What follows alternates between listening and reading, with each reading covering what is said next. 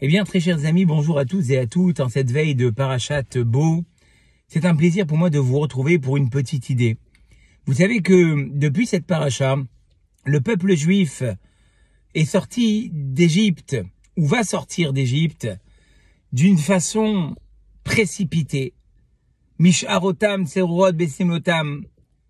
Ils étaient encore avec les restes du Korban Pessah. Et Betsekam, Terem Yechmat, leurs pattes n'avaient pas levé. Et voilà pourquoi est-ce que chaque année, nous nous attelons à manger durant 7 jours de la matzah. Mais ce que fait remarquer ici le sabbat de Kelem, comment comprendre que Akadosh Baruch Hu a tenu finalement à ce que le départ du peuple juif se passe dans un moment où leurs pattes n'avaient pas levé. Et le sabbat de Kelem s'appuie avec une Mishnah dans le traité, dans le Maxime des Pères, où il est écrit que le chemin de la Torah, c'est de manger du pain avec du sel, de l'eau avec mesure, et dormir finalement à terre. Alors bien évidemment, le sabbat de Kelem nous précise que la Torah nous a pas demandé finalement de vivre une vie, j'ai envie de dire, de pauvreté pour accomplir la Torah.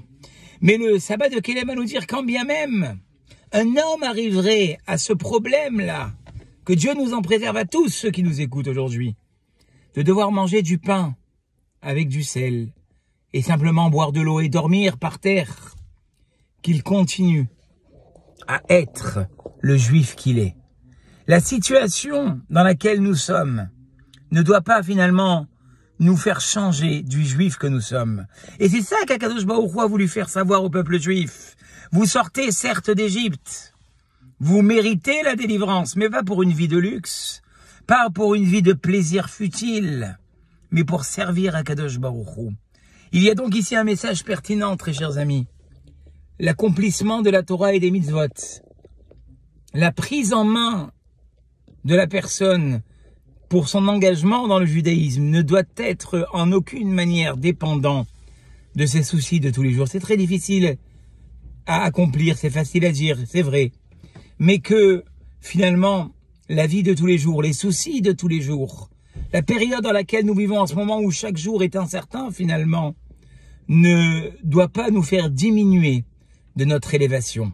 Je vous dis Shabbat Shalom Mevorach et à très bientôt pour un nouveau Selfie Torah.